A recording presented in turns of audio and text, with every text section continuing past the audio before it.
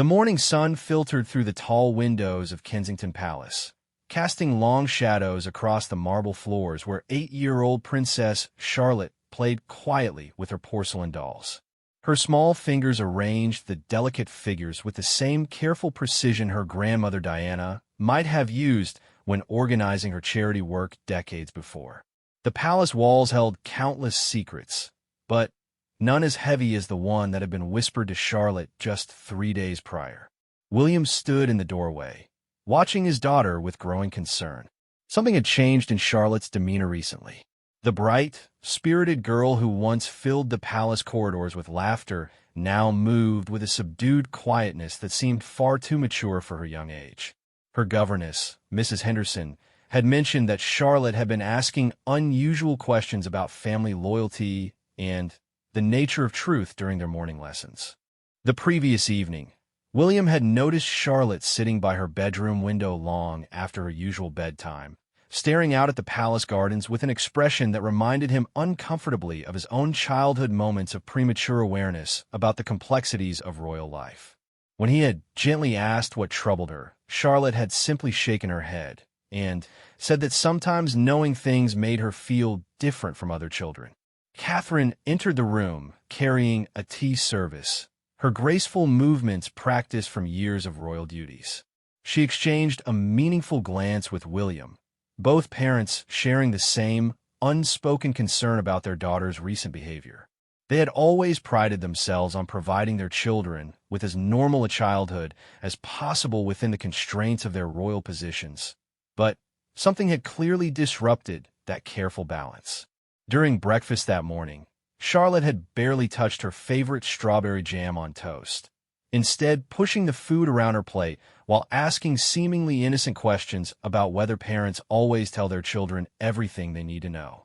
William and Catherine had tried to engage her in conversation about her upcoming writing lessons or the new books in the palace library, but Charlotte's responses had been polite yet distant.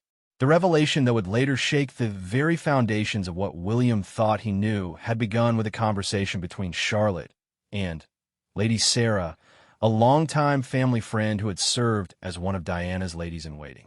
Lady Sarah had been visiting the palace for tea when she encountered Charlotte in the portrait gallery, standing before the painting of her late grandmother Diana. Lady Sarah, now in her 70s with silver hair and kind eyes that had witnessed decades of royal history, had always held a special affection for Diana's memory. Seeing Charlotte gazing up at the portrait with such intensity had touched something deep within her heart. Without considering the implications, Lady Sarah had begun sharing memories of Diana that she had never spoken aloud before. The conversation had started innocently enough, with Lady Sarah describing Diana's love for children and her genuine warmth that had nothing to do with royal protocols.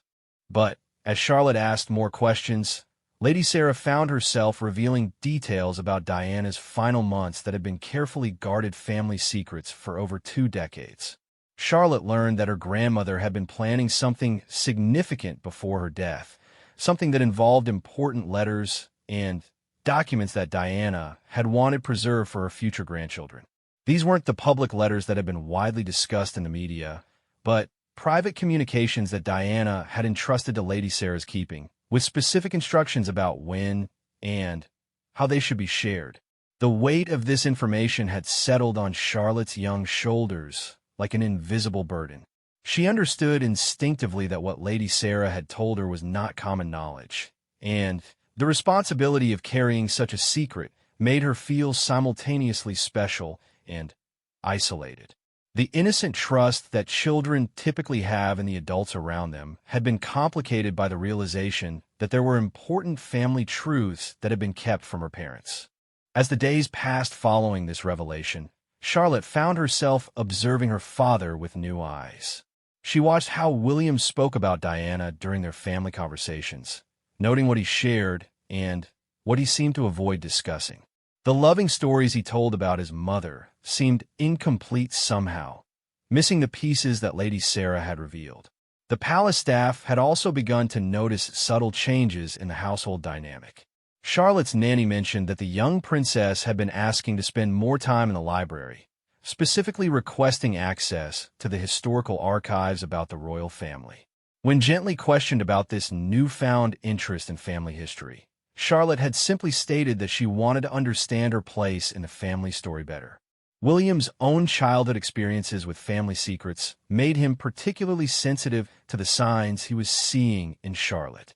He remembered the weight of unspoken truths that had surrounded his parents' marriage and the careful navigation required to maintain family relationships while protecting certain realities.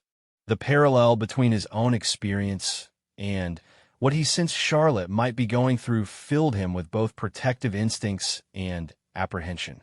Catherine had suggested they speak with Charlotte directly about whatever was troubling her, but William hesitated, uncertain whether addressing the issue directly might somehow make things worse. His experience with the media and family revelations had taught him that sometimes bringing attention to sensitive matters could amplify their impact rather than resolve them. The evening routine at Kensington Palace had always been a sacred time for the Cambridge family, with William making a point of reading bedtime stories to each of his children regardless of his official duties. But recently, these moments with Charlotte had become opportunities for her to ask increasingly complex questions about family relationships, trust, and the difference between secrets and privacy. One particular evening, as William sat beside Charlotte's bed reading from a favorite book about magical kingdoms, she had interrupted the story to ask whether kings and queens ever had to choose between protecting their families and telling the truth. The question had caught William off guard, and his pause before answering had been long enough for Charlotte to notice. The conversation that followed revealed the depth of Charlotte's thinking about these matters.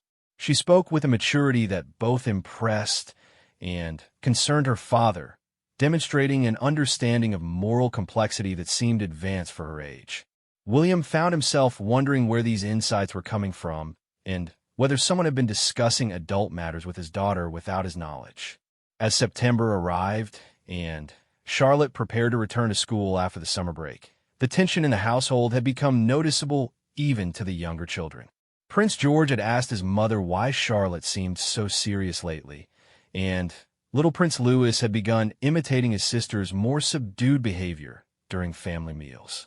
The weight of whatever Charlotte had learned was beginning to affect the entire family dynamic, though William and Catherine still had no clear understanding of what had triggered this change. They found themselves walking on emotional eggshells, trying to provide support and reassurance to their daughter while respecting her apparent need for space to process whatever was troubling her. Lady Sarah, meanwhile, had begun to realize the potential consequences of her conversation with Charlotte. As days passed without any indication that Charlotte had shared their discussion with her parents, Lady Sarah grew increasingly worried about the burden she had inadvertently placed on the young girl. The letters and documents that Diana had entrusted to her care suddenly felt like a much heavier responsibility than she had anticipated. The documents in question contained Diana's private thoughts about her hopes and concerns for her future grandchildren, along with specific guidance about how she wanted certain family truths to be shared with them as they matured. Diana had been particularly thoughtful about the timing of these revelations, understanding from her own experience how premature exposure to royal family complexities could impact a child's development. Among these papers were letters Diana had written to each of her potential grandchildren, including a particularly tender message addressed specifically to any daughter that William might have.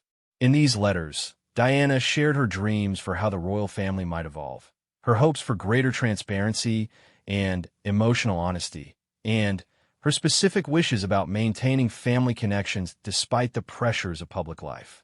The irony was not lost on Lady Sarah that by sharing this information with Charlotte ahead of Diana's intended timeline, she had potentially compromised the very careful planning that Diana had done to protect her grandchildren. The guilt of this realization weighed heavily on Lady Sarah's conscience as she watched Charlotte struggle with knowledge that might have been better received at a later stage of her development. As William tucked Charlotte into bed each night, he could sense the questions she wanted to ask but held back. The intimacy of these quiet moments seemed to invite confession, but Charlotte appeared to be wrestling with loyalties and responsibilities that should have been beyond her years. William's own memories of carrying family secrets as a child made him acutely aware of the isolation his daughter might be experiencing. The palace had always been a place where the personal and the institutional intersected in complex ways, but watching his daughter navigate these waters at such a young age brought the reality of royal family life into sharp focus for William. He began to question whether the protective boundaries he and Catherine had tried to create around their children's childhood were as effective as they had hoped. The final pieces of understanding that would change everything were already in motion, though William remained unaware of the specific nature of what Charlotte had learned. Lady Sarah had made the difficult decision to speak with William directly about her conversation with his daughter, recognizing that the secret was too significant to remain between herself and an 8-year-old child. The revelation that awaited William would challenge his understanding of his mother's legacy and force him to confront questions about family truth, protective silence, and the complex inheritance of royal responsibility that each generation must navigate in their own way. Lady Sarah's hands trembled slightly as she arranged the tea service in the blue drawing room of her London townhouse, preparing for what would undoubtedly be one of the most difficult conversations of her long life. She had requested this private meeting with William under the pretense of discussing charity work, but both of them understood that something more significant had prompted this urgency in her voice when she had called Kensington Palace. The afternoon light, filtering through the lace curtains, cast delicate patterns on the Persian rug where Diana used to sit during their countless conversations years ago. Lady Sarah could almost see her dear friend's ghost in this room. Here, Diana's laugh echoing from memories of happier times when the future had seemed full of possibility rather than weighted with the complex realities that now demanded attention. William arrived precisely on time, his bearing reflecting the composed dignity that had been trained into him from childhood. Yet Lady Sarah could detect the underlying tension in his movements. He had always possessed an intuitive understanding that went beyond his years, a quality that Diana had both celebrated and worried about during his childhood. Today, that same intuitive nature seemed to be preparing him for news he might not want to hear. After exchanging pleasantries about family and recent public engagements, Lady Sarah found herself struggling to begin the conversation that had kept her awake for the past 3 nights. The weight of Diana's trust, combined with her growing concern for Charlotte's emotional well-being, had created an impossible situation where any action seemed to risk betraying someone she cared about deeply. Finally, taking a deep breath that seemed to carry decades of carefully held silence, Lady Sarah began to explain what had transpired during her visit to Kensington Palace. She described finding Charlotte in the portrait gallery, the innocent questions that had evolved into a much deeper conversation, and her own overwhelming desire to share memories of Diana that had been locked away for too long. As Lady Sarah spoke, William's expression shifted from polite attention to growing concern, and, finally, to a kind of stunned recognition that explained so much about his daughter's recent behavior. The pieces of Charlotte's unusual questions, her subdued demeanor, and her increased interest in family history suddenly formed a coherent picture that filled William with both understanding and apprehension. The documents that Lady Sarah revealed had been kept in a secure safety deposit box for over 20 years, waiting for the right moment to be shared with Diana's family. Diana had been extraordinarily specific in her instructions, having learned from her own difficult experiences about the importance of timing when revealing family truths to children. Among the papers were medical records that Diana had insisted be preserved, not because they contained shocking revelations, but because they documented her careful attention to mental health during the challenging final years of her marriage.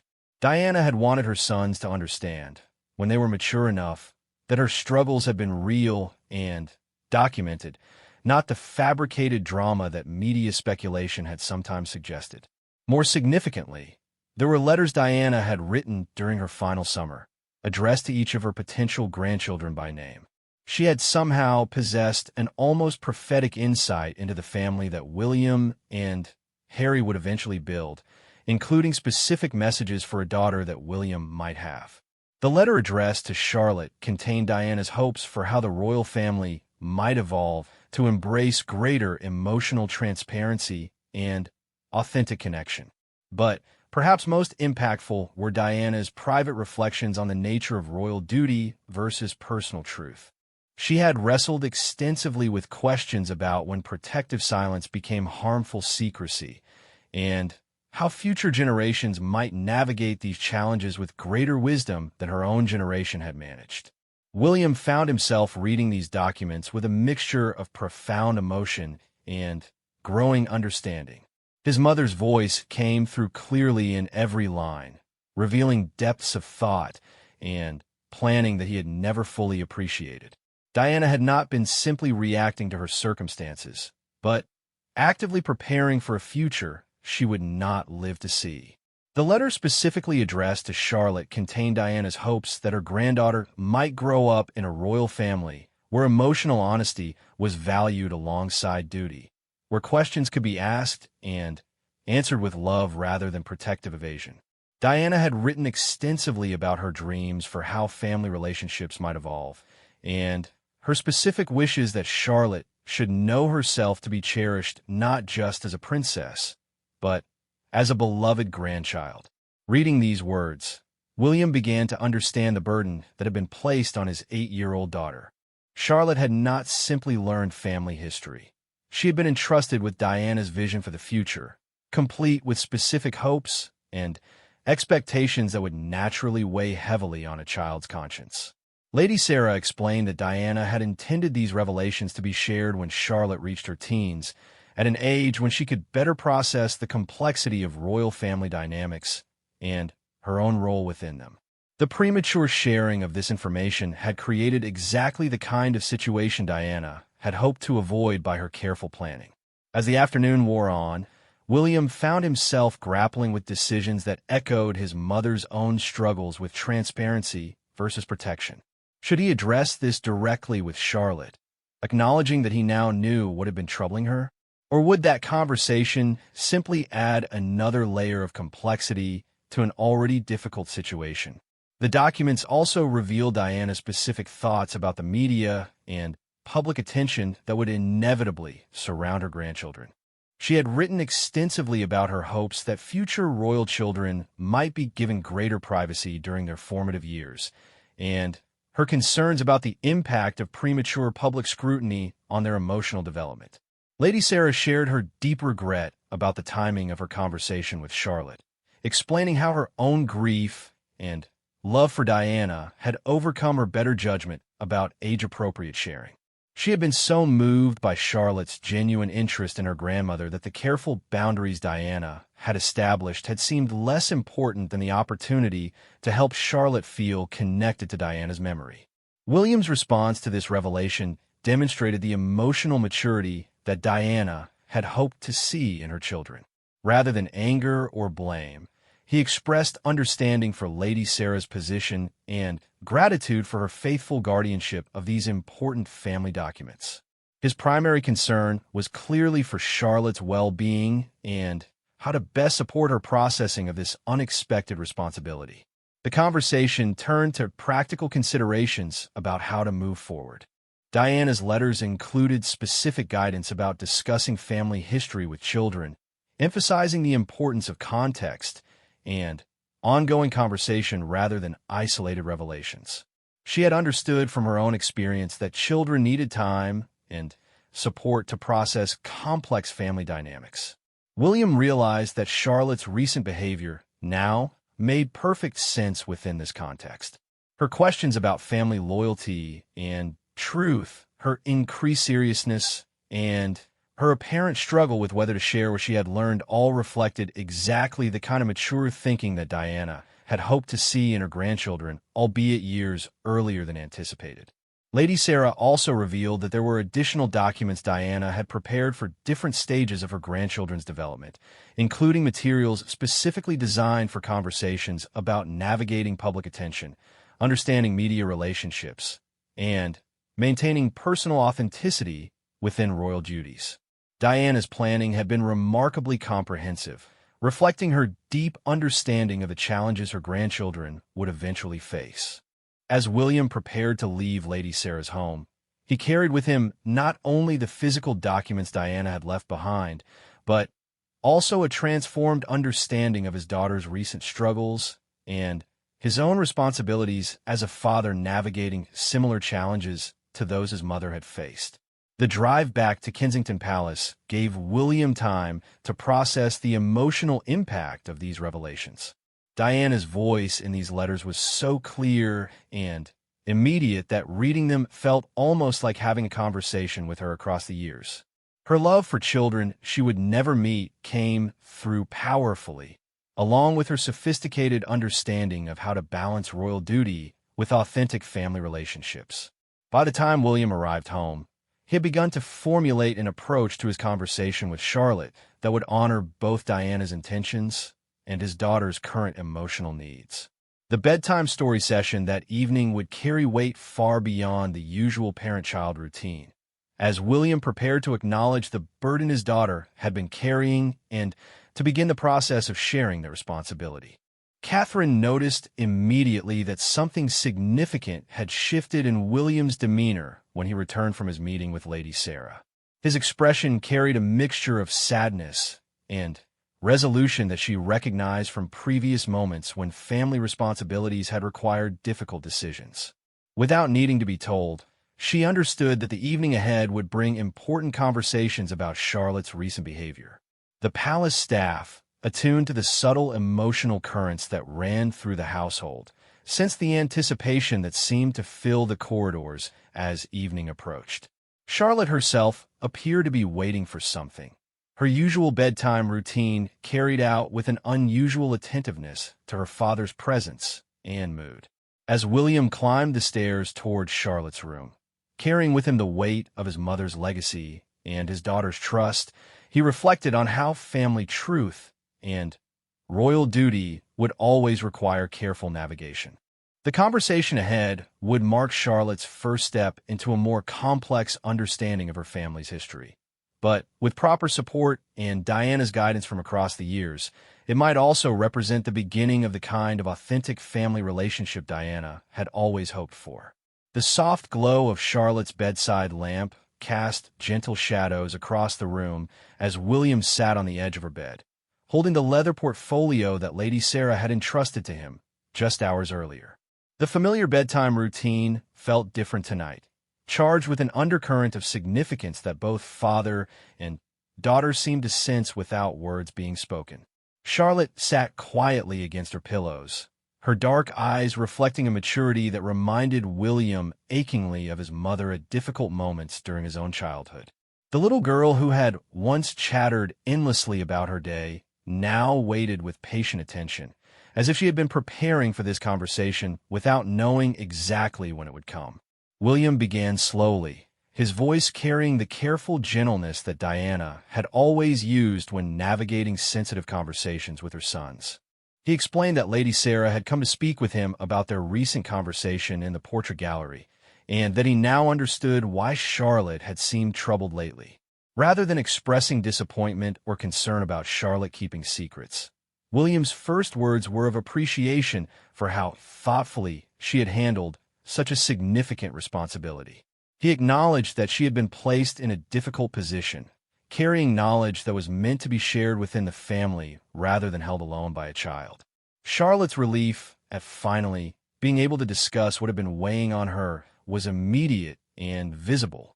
The careful composure she had maintained for days seemed to dissolve as she realized that her father was not upset with her, but rather understood the complexity of what she had been experiencing. As William opened the portfolio and began to share Diana's letters with Charlotte, the little girl's eyes widened with wonder at seeing her grandmother's handwriting for the first time. Diana's elegant script seemed to bridge the years, creating an immediate connection between grandmother and granddaughter that transcended the physical separation death had created. The letter addressed specifically to Charlotte was everything Lady Sarah had described and more. Diana's words spoke directly to her granddaughter with a warmth and specificity that made it clear she had spent considerable time imagining the little girl who would someday read these pages. Diana had written about her hopes that Charlotte would grow up feeling secure in her place within both the royal family and the broader world, understanding her responsibilities while never losing sight of her individual dreams and desires. The letter spoke of Diana's own struggles to balance duty with authenticity and her hopes that future generations might navigate these challenges with greater wisdom and support. Most moving was Diana's description of her dreams for her granddaughter's emotional life. She wrote extensively about the importance of honest communication within families, the value of asking questions even when topics seemed complicated, and her hopes that Charlotte would always feel safe expressing her thoughts and feelings to people who loved her. As William read these passages aloud, Charlotte listened with an intensity that spoke to how much she had needed exactly this kind of guidance and reassurance.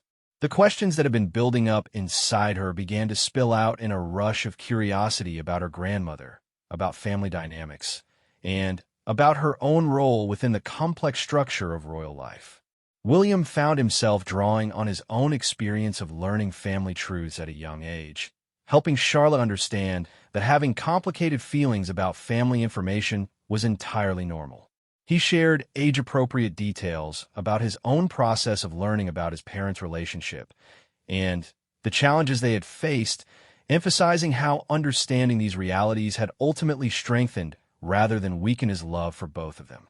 The conversation evolved into a broader discussion about the nature of family secrets versus family privacy, helping Charlotte understand the difference between information that was kept private for protection versus information that was hidden in ways that created distance between family members.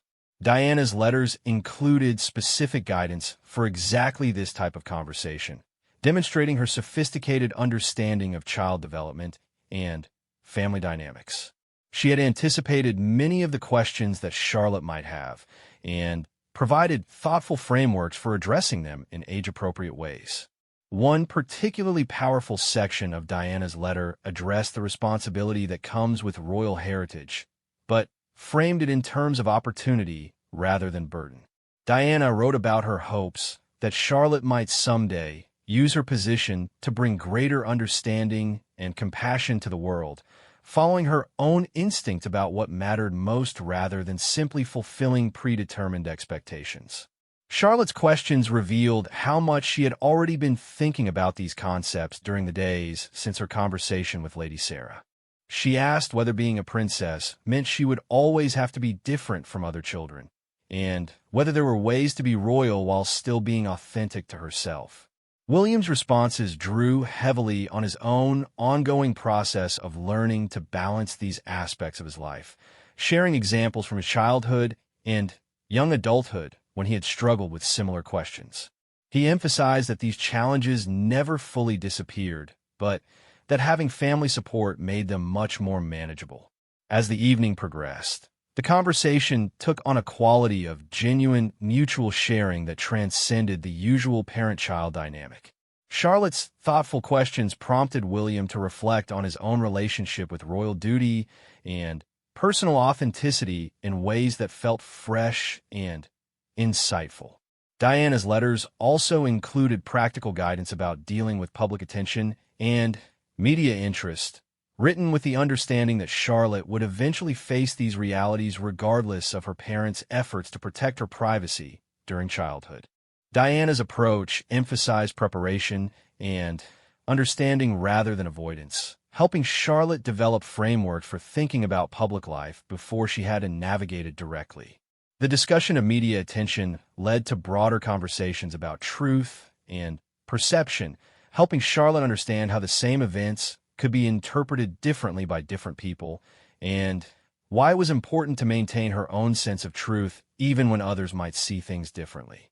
William shared some of his own experiences with media coverage, both positive and negative, helping Charlotte understand that public perception was just one aspect of royal life rather than the defining feature of it.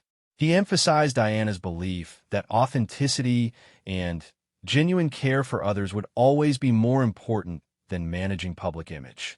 Charlotte's maturity in processing these concepts continued to amaze William, but he also remained mindful of her age and emotional needs. He made sure to balance the serious discussions with reassurance about her current childhood, emphasizing that these broader responsibilities were still years away and that her primary job right now was simply to be a child. The evening's conversation concluded with William sharing Diana's specific hopes for Charlotte's relationship with her brothers, including her belief that the sibling bond between royal children was particularly precious and important to nurture. Diana had written extensively about how her sons' relationship with each other had been one of her greatest sources of joy and pride. Charlotte expressed relief that she could now share some of what she had learned with George and Louis in age-appropriate ways, understanding that family knowledge was meant to be held collectively rather than carried alone by individual members. As William tucked Charlotte in for the night, both father and daughter felt that something significant had shifted in their relationship. The conversation had marked Charlotte's first step into a more mature understanding of her family's history and her own place within it, but it had been accomplished with love and support rather than through overwhelming revelation. Before turning off the light, William assured Charlotte that they would continue these conversations as questions arose and that she should never feel she needed to carry family knowledge alone. He emphasized that Diana's greatest hope had been for open communication within the family, and that tonight's conversation was exactly the kind of honest sharing she had envisioned. Charlotte's sleep that night was peaceful in a way it hadn't been for days, the weight of solitary knowledge replaced by the comfort of shared understanding and ongoing family support. The secret that had isolated her was now a bridge connecting her more deeply to both her father and her grandmother's legacy. William remained awake much longer, reading through the remaining documents Diana had left behind and marveling at his mother's insight into family dynamics and child development. Her planning for these conversations had been remarkably thoughtful and comprehensive, providing exactly the guidance he needed to navigate this situation with wisdom and love. The realization that Diana had anticipated and prepared for so many aspects of her grandchildren's development filled William with gratitude and renewed appreciation for his mother's depth of understanding. Her physical absence from their lives was painful, but her continued presence through these carefully crafted messages felt like an extraordinary gift to the entire family. The morning after William's conversation with Charlotte brought a subtle but noticeable shift in the atmosphere at Kensington Palace. The careful tension that had characterized recent days seemed to have dissolved, replaced by a sense of family connection that the staff observed with quiet satisfaction. Charlotte moved through her morning routine with renewed energy, the weight of solitary secret-keeping replaced by the comfort of shared family understanding. At breakfast, the family conversation flowed more naturally than it had in weeks. Charlotte's questions about family history continued, but they now carried curiosity rather than the burden of hidden knowledge. George and Louis, sensing the change in their sister's mood, responded with their own increased energy and engagement. Catherine noticed the transformation immediately, though William had not yet shared the details of his discovery with her. The relief in Charlotte's demeanor and the renewed closeness between father and daughter spoke to some resolution that had occurred, though Catherine understood she would learn the specifics when William was ready to share them. During their morning lessons, Charlotte's governess remarked on the return of the young girl's natural enthusiasm for learning. The questions about family loyalty and truth that had concerned Mrs. Henderson were now balanced with age-appropriate curiosity about history, literature, and the world beyond the palace walls. William spent the morning reviewing the remaining documents Diana had left behind, gaining a fuller appreciation for the scope of his mother's planning and insight. Among the papers were detailed notes about each of her sons' personalities and strengths, along with specific guidance about how to support their children's development based on Diana's observations about family patterns and individual temperaments. One particularly moving document contained Diana's reflections on the nature of royal childhood, drawing from her own experiences as well as her observations of William and Harry's development. She had identified specific challenges that royal children would face and developed thoughtful strategies for helping them maintain authenticity and emotional health despite the unique pressures of their positions. Diana's approach to family communication emphasized the importance of acknowledging complexity rather than simplifying difficult realities for children. She believed that children were far more capable of processing nuanced information than adults typically assumed, provided they received adequate support and context for understanding what they learned. The letters also reveal Diana's specific hopes for how her grandchildren might contribute to the evolution of the royal family's approach to public service and private relationships. She envisioned a future generation that could maintain the dignity and responsibility of royal duty while embracing greater emotional authenticity and social connection. Lady Sarah arrived at Kensington Palace that afternoon at William's invitation, bringing with her additional documents that she had not shared during their previous meeting. These included photographs and personal mementos that Diana had specifically set aside for each of her grandchildren, along with letters meant to be shared at different stages of their development. Charlotte's reaction to meeting Lady Sarah again was markedly different from her nervous energy during their first encounter. Now understanding the context of their previous conversation and having processed some of the information with her father's support, Charlotte was able to engage with Lady Sarah as a cherished family friend rather than as the keeper of overwhelming secrets. The afternoon tea became an opportunity for Charlotte to ask Lady Sarah direct questions about Diana, receiving answers that were age-appropriate but honest about both Diana's joys and her struggles.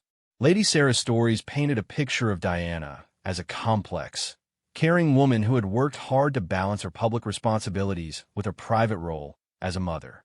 William observed these interactions with growing appreciation for how the day's events were unfolding. Charlotte was beginning to develop a relationship with her grandmother's memory that was based on understanding rather than idealization, exactly the kind of connection Diana had hoped to facilitate through her careful planning. Catherine joined the conversation during afternoon tea, and William began to share with her the broad outlines of what had transpired over the past day. Catherine's response reflected both surprise at the scope of Diana's preparation and gratitude for the guidance these documents provided for navigating similar challenges with all three children. The discussion among the adults touched on how to incorporate Diana's insights into their ongoing approach to parenting within the royal context. Diana's letters provided a framework for thinking about transparency, responsibility, and emotional development that felt both practical and deeply wise. Charlotte's questions during tea revealed how much she had processed since her conversation with William the evening before. She asked Lady Sarah about Diana's hopes for the royal family's future, demonstrating that she was beginning to understand her potential role in that evolution without feeling overwhelmed by the responsibility. As the afternoon progressed, the conversation naturally evolved to include planning for how to share appropriate aspects of these revelations with George and Louis. Diana's documents included specific guidance for different developmental stages, helping the family think strategically about timing and approach for ongoing family discussions. The sense of family legacy that emerged from these conversations was both inspiring and grounding. Diana's presence felt immediate and relevant rather than distant historical fact, providing ongoing guidance for questions and challenges that the family continued to face. Lady Sarah shared her own relief at finally being able to discuss these matters openly with William and Catherine. The years of carefully guarding Diana's legacy had been both a privilege and a burden, and having the family actively engage with Diana's guidance felt like fulfillment of her friend's deepest hopes. As evening approached and Lady Sarah prepared to leave, she entrusted the remaining documents to William's care, confident that they would be used in the spirit Diana had intended. The handoff felt ceremonial, marking the transition of Diana's legacy from protected memory to active family guidance. The bedtime routine that evening carried none of the tension that had characterized recent weeks. Charlotte's questions continued to flow naturally, but they were now part of an ongoing family conversation rather than isolated concerns she felt compelled to carry alone. William's reading of Charlotte's bedtime story was punctuated by organic discussion about the day's revelations and how they connected to the broader themes of the books they enjoyed together. The integration of family truth into daily life was proceeding exactly as Diana had envisioned in her letters. Before saying goodnight, Charlotte expressed her gratitude for finally understanding her place in the family story and for having adults in her life who trusted her with important information while also providing the support she needed to process it appropriately. William's own bedtime reflection included profound gratitude for his mother's foresight and continued guidance, even years after her death. The documents Diana had prepared provided not just information, but actual wisdom for navigating the ongoing challenges of raising children within the royal context. Catherine and William's conversation that evening explored how they might continue to build on Diana's approach to family communication, ensuring that all three children would benefit from the kind of honest, supportive dialogue that had emerged from the day's revelations. The palace settled into peaceful quiet that night, with a sense of family harmony that had been missing during recent weeks. The secret that had created distance between family members had been transformed into shared understanding that brought them closer together. Charlotte's dreams that night included vivid impressions of her grandmother, not as a distant royal figure, but as a loving family member who had thought carefully about her granddaughter's future and prepared gifts of wisdom and understanding that would continue to unfold throughout Charlotte's life. William's final thoughts before sleep included appreciation for how family truth, when shared with love and appropriate support, could strengthen rather than burden family relationships.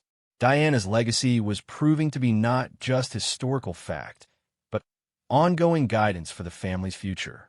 The transformation that had begun with a casual conversation in the portrait gallery had evolved into exactly the kind of authentic family connection that Diana had envisioned in her letters.